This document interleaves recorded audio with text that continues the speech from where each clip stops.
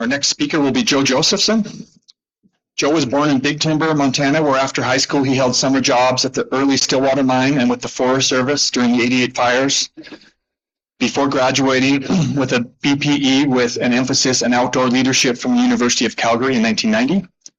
As an associate at the Greater Yellowstone Coalition from 2013 to 2024, he oversaw the successful effort to halt 2 foreign-backed gold mines on the edge of Yellowstone Park.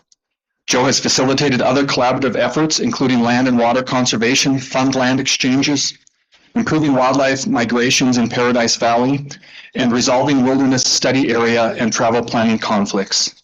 Joe is currently the executive director for the Absaroka Beartooth Wilderness Foundation. Please join me in welcoming Joe. Well, thanks, Dan, and appreciate that. Let me get this set up here. Yeah, this is a kind of a new forum for me, so I just want to start by thanking Robert Grosvenor from the Custer Gallatin National Forest, who I think suggested my name first to Susie about potentially speaking here, and then also, above all, Heather McDonald from Siboney Stillwater, a good friend who encouraged me to say yes. So we can blame it on them depending on how it goes today. If nothing else, being up here and speaking about this issue, hopefully it'll wake people up after lunch. So, as Dan said, I was the associate conservation associate for the Greater Yellowstone Coalition. Now I work for the Absaroka Beartooth Wilderness Foundation. So I'm just here as myself. I don't represent anybody. I'm a civilian. So I'm going to do the best I can to share a few stories. This represented 8+ years of my life. So hopefully I just share a few stories on lessons learned along the way. Really, this is a tale of 2 mines. I might actually say 3 mines, which I'll touch on a little bit. But in 2014, 2015, 2 proposals came up near Yellowstone and Paradise Valley in the Immigrant Mining District, in the Crevasse Mining District, which are 2, I think, of the oldest mining districts in the state of Montana. So in every 20 years or so, someone had come along and proposed an exploration project, and in 2014, a couple more came along. The first one that hit my desk was the Lucky Minerals in Immigrant Gulch.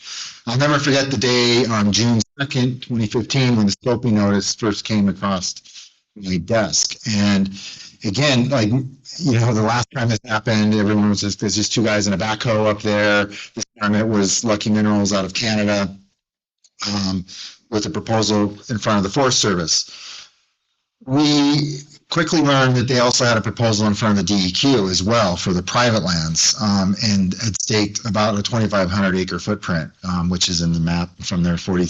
I quickly learned what a 43-101 is as well. So this was the first time I'd ever heard of that. So as we dove in, we fortunately had some experience in this issue. If you go back to 1996, the Yellowstone Coalition was heavily involved, leader in the stopping the Miranda mine, Crown Butte mine, above Cook Creek. And with the help of President Clinton at the time, that's Mike Clark, who was our executive director at the time for the Yellowstone Coalition. And he was actually the director when I started again as well. But that victory, a lot of you probably, some of you probably worked on that project and know more about it than I do, but they were pretty far along in their process. They knew about the reserves they had. And so it was really a massive effort. It played a lot of it played out in in places like the New York Times, Newsweek, national press, and that's kind of what it took at the time.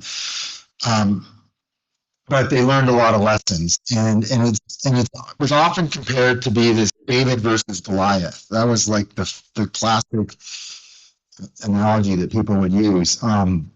Even this article here evokes the idea of the Green Davids and tackling the Canadian Goliath, and that's a pretty good analogy in a lot of ways. And one of the lessons that I've learned looking back at that is a good way to, a good summary of this David versus Goliath mentality is captured by Marshall Gantz, who's at the Harvard Kennedy School, an author of a book called Why David Sometimes Wins. And if you put aside the politics of labor unions and immigrant protection of the effort of unionizing the farm workers in California in the 60s and 70s, this little teeny union beat the Teamsters and the AFL-CIO, which were like the biggest, gnarliest unions of the time. But David, the smaller union, actually was able to organize those people. And he spent his career ever since studying how does that happen, and how can a small group like GYC tackle the mining industry. I look at it as strategic capacity, and I'm trying to tie my story to that. And the three things that we really bring to it is motivation, salient information, gathering as much as we can, and then an ability to an adaptability to change our approach, to learn and take advantage of opportunities. So I just threw this reference in here because I think it's a great resource for anyone who wants to maybe read a little more formal research on and examples of the campaign that I'm going to talk about today. But throughout the whole time, this is kind of what I followed as we were. That reference is something I read more lately after looking back on all the work we did. But while we were going, this is what I've really learned in the moment: is the one with the best map wins, and that was some unknown Roman general. If anyone knows who actually said that, I'd appreciate finding. I've never been able to find the actual attribution to that, but excuse me. But I think it's really true. And strangely enough, the map that we used is this right here. These are three just handwritten butcher paper, the classic presentation notes that everyone uses in a meeting, and written by Mike Clark, who is the gentleman I mentioned earlier, who led the Noranda campaign. We brought him in early on, and he walked us through this. And this is what I used for the next 8 years throughout the campaign. And I'll kind of touch on pieces of this throughout. It's too much to kind of cover, and I have like a half-hour story for any one of these points. But you can see there's just a lot of really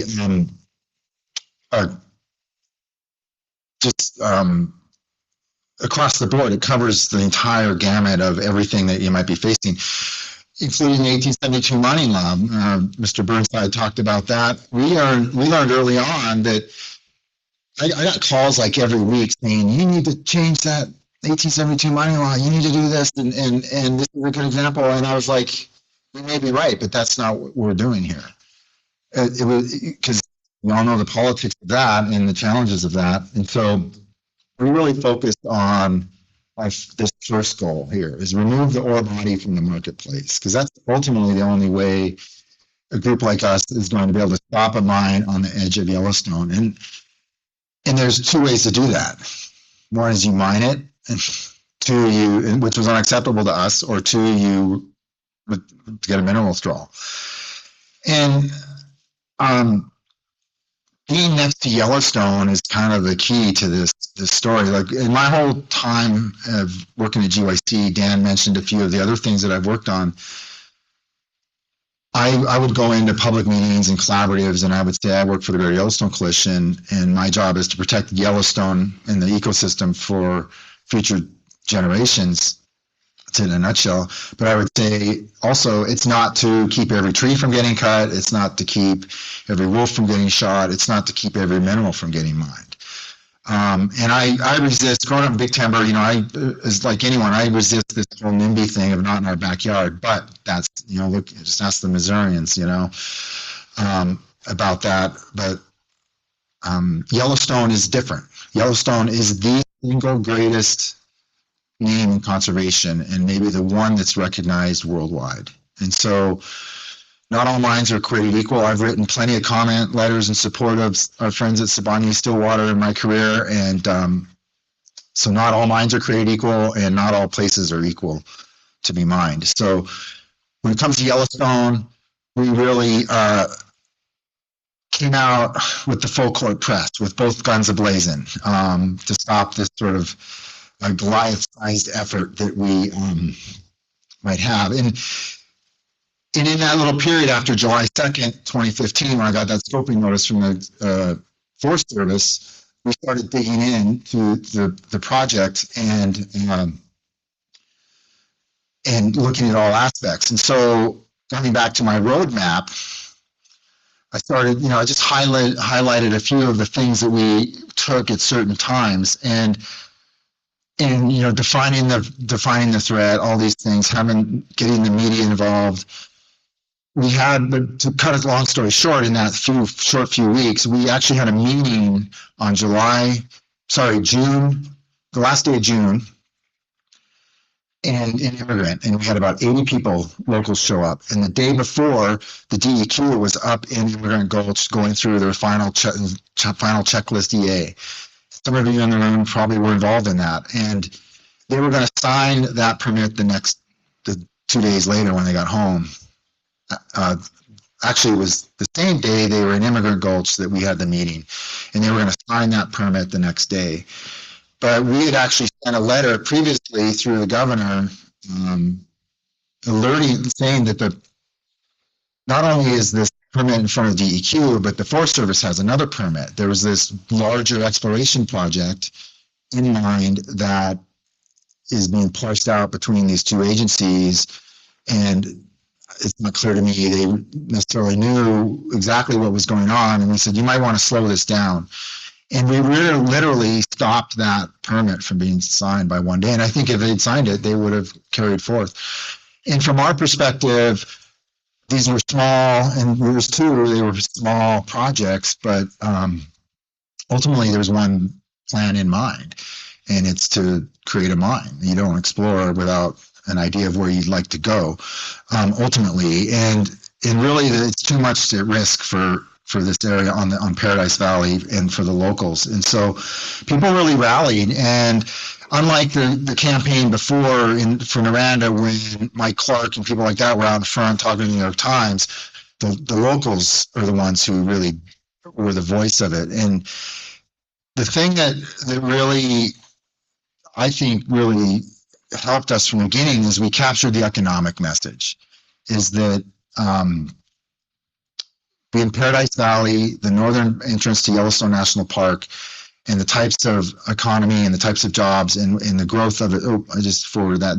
That's fine. Was really that economy was more important to them and to that community. So I'm speaking to Park County in particular,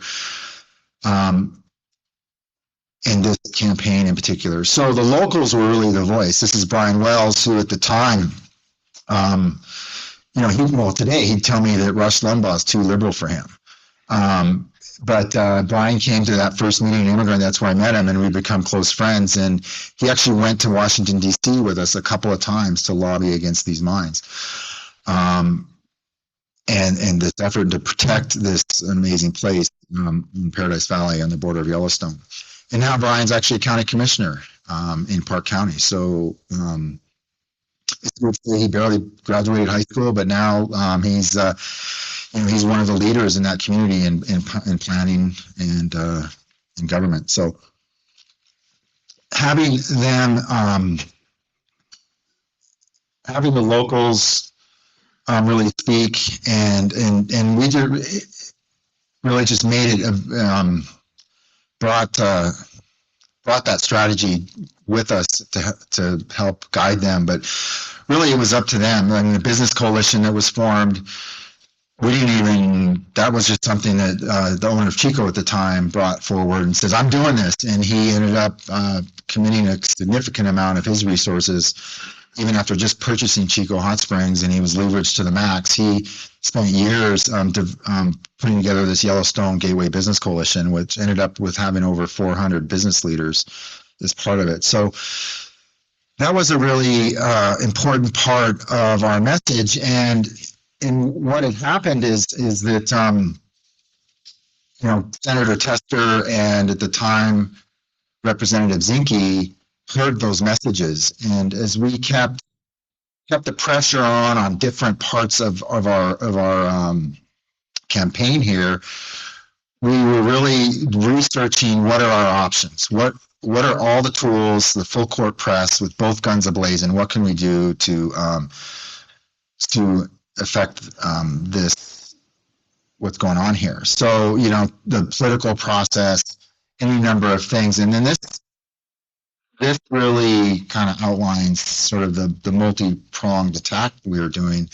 We were continuing our comments and working within NEPA and the DEQ's process, both in immigrant and in Crevice, because Crevice had their own applications for exploration permits as well, where they were confusing mining and exploration, which is, you all know, those are two different things. And so there was some public comments were alerting to that, and the DQ figured that out, and there was some 20 some comments of objections. But and then we worked on it with different mineral withdrawals, so both administratively and looking at a permanent one through Congress. And I actually drew the lines to the mineral withdrawal for both Crevice and immigrant for the public lands, in total about 30,000 acres. And Senator Tester introduced that bill, and it was supported by Representative Zinke at the time, and then later Representative Gianforte. And it was passed on March 12th, 2019. It was signed by President Trump. And I'm just kind of fast track so I can get to Crevice here. I might add a number 10 to our challenges is luck. We got really lucky. If it hadn't been at the end of the Obama administration, we probably wouldn't have gotten on the list for the administrative withdrawal. And if Representative Zinke hadn't been named Secretary of Interior, I don't know if any other SOI for the Trump administration would have signed that administrative withdrawal, which led to the permanent withdrawal later. So I'm not going to deny that there's not a lot of luck involved in these things. And as Ms. Schusacker said earlier, they're all different, right? All these projects are different. And so they all come with different challenges. So then as a lot of people in the community, as they rightly should have, were taking a victory lap about the Protection Act, I knew that Crevice presented a whole nother ball of wax because of the private land position.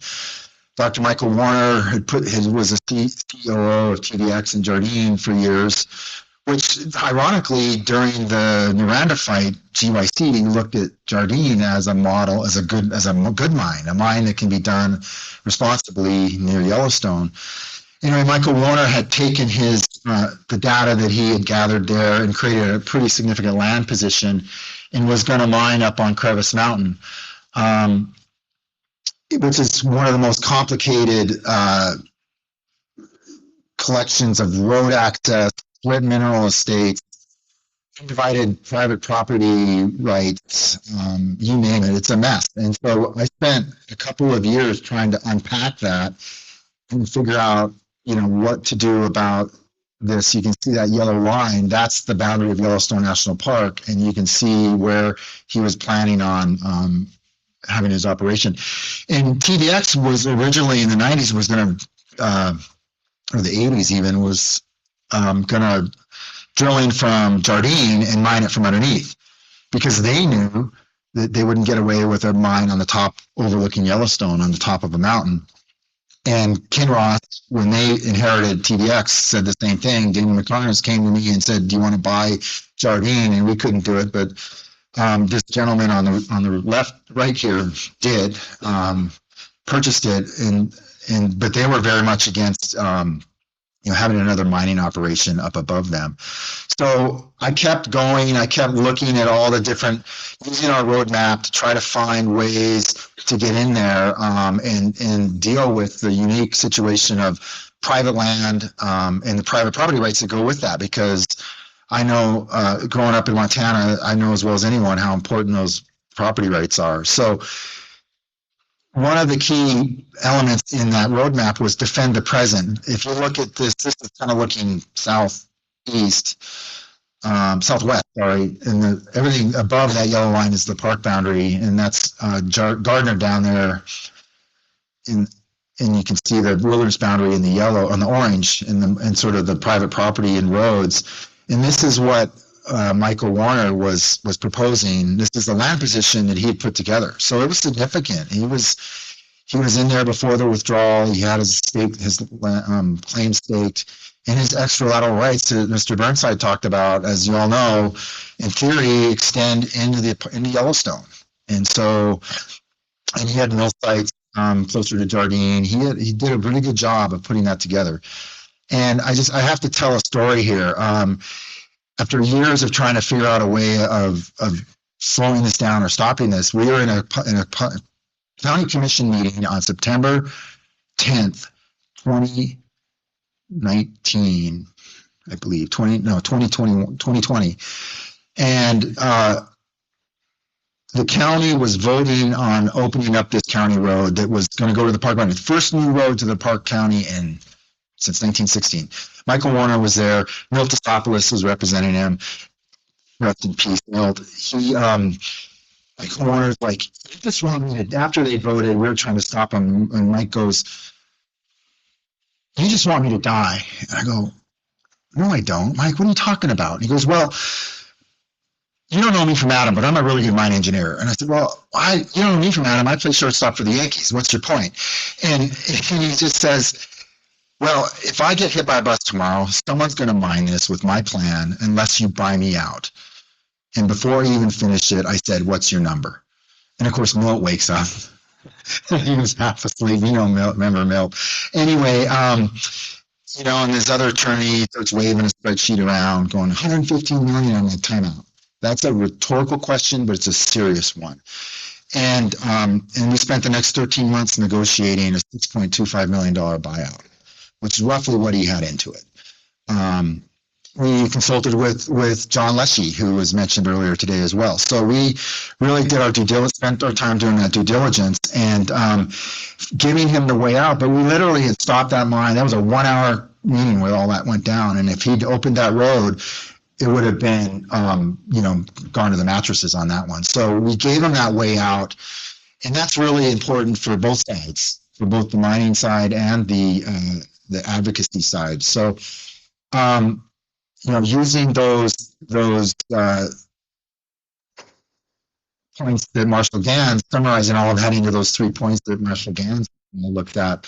So this is what the reality of what we'd like to see from that to this on the border of Yellowstone. So I'm out of time, but if I was going to leave one message, I probably would have done this differently, having spent half a day with y'all and kind of known my audience a little better. But I think the strategic misstep that both Lucky and Michael took was they didn't consider ESG properly.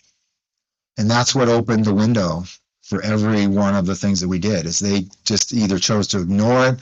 Michael would say, "There's no water on Crevice. The elk, go around the mountain." I'm like, "Well, no, they don't." So I've been hearing a lot of that just in the hallway and in some of the presentations about how important that is. And I think from the advocacy side of things, without a doubt, the more transparent you can be, and I know it costs money, but that's just the way it is today. So anyway, with that, I will, I could, like I said, spend a half hour on any number of other stories, and I'll just end it there. Thank you.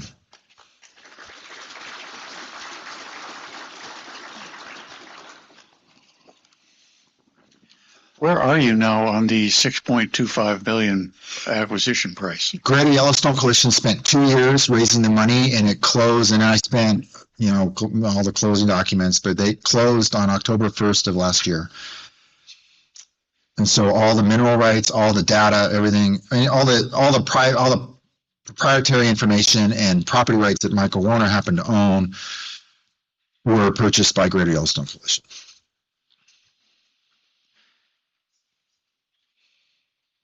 And Mike was quite happy with the way it all worked out. He needed a way out. It got down to a point where he had two options. He put his whole career into this thing. This was his final deal. And he wanted to retire. He didn't really want to mine it, but he got to the point, and I'm sure a lot of people are going to respect this, is he had to do something. He had to either mine it or work with us.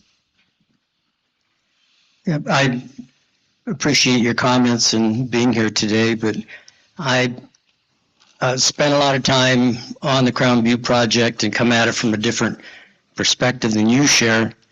And some of the things you cited look different from our side of the fence. Sure. I was with the Forest Service. A lot of the people that worked on that project, the project leader worked on it for 8 years. And we really put our best efforts into it. And we're very disappointed and put upon by how the Greater Yellowstone handled itself. We thought they really distorted the facts and did personal attacks, and I personally felt the brunt of that.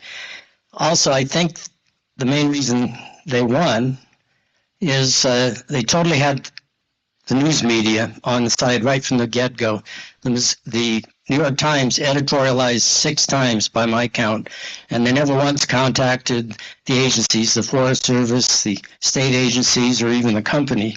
And they just were totally, they called it a mega mine and the mine from hell and so on and so forth. And it's not a mega mine. It was 1,200 ton per day. That's a small mine, and distortions like that. At one point, they said it was the most acid generating of any mine deposit in the world. Well, I can't speak to that. I wasn't part of it. Let me finish, please. Yeah. And it was just from our perspective, it was a very unpleasant encounter because we didn't think Greater Yellowstone Council was fighting fair. They weren't sticking to the facts. You know, we went to great lengths to involve them right from the get-go. We gave them status as a participating party and to stay and do all the team meetings, and it just I think you won, but not only because of the media being on your side from the get-go, but you had tremendous funding. I don't know where the money was coming from, but the brochures and things that were put out, they were flooding the market, and it just overwhelmed the agencies. We were trying to follow the NEPA process, and Mike Clark and the others tried incessantly to stop the process. I got threatened that you better not come out with that draft EIS. We had about 6 or 8 preliminary drafts, and it just was very unsavory experience. And also, Greater Yellowstone Coalition had contacts. I don't know where they stem from, but Katie McGinty, the head of the CEQ at the time, Ray Clark, her deputy, they all had a very intimate relationship with the Greater Yellowstone Coalition. We all knew about it. And we just felt like it wasn't David versus Goliath. We felt more like it was David, us versus Godzilla. Fair enough. I can see how you would think that. Absolutely. Any other questions? Really put short stuff.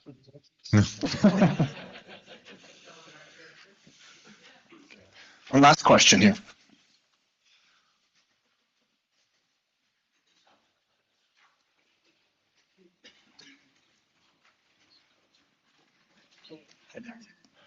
Yeah, so I was just curious, which Montana mine are you planning to extinguish next? I don't work in that space anymore. I have, even when I was at GYC, we focused solely on the Yellowstone, on particular, not any mine near Yellowstone, because we did a lot of research on